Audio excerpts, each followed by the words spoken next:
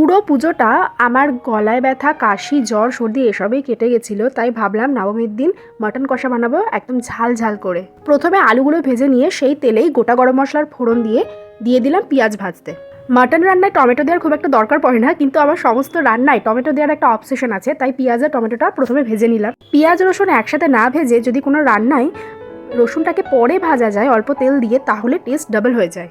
মাটনটাকে আমি আগে থেকে দই আর হলুদ দিয়ে ম্যারিনেট করে রেখেছিলাম। দই দিলে নরম হয়, টেস্ট বাড়ে, আর হলুদ দিলে মাংস ছেড়ে যায় না বা ভেঙে যায় না। আমি কিন্তু মশলাতে আদা দিইনি, আদা দিয়েছি মাটন দেবার সাথে সাথেই। মাটন আর আদা একসাথে কষাবো, এতে কিন্তু টেস্ট অন্যরকম হয়, মানে খেতে খুব ভালো লাগে। প্রায় আধ ঘন্টা 45 মিনিট আমি মাটন কষাচ্ছিলাম আর মা আমার ভিডিও করছিল।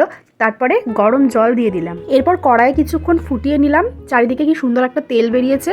পুরো রান্নাটা যদি কড়াইয়ে করি তাহলে পুরো গ্যাসটাই শেষ হয়ে যাবে। তাই প্রেসার কুকারে দিয়ে দিলাম আর মিডিয়াম ফ্লেমে 5টা সিটি দিয়েছিলাম।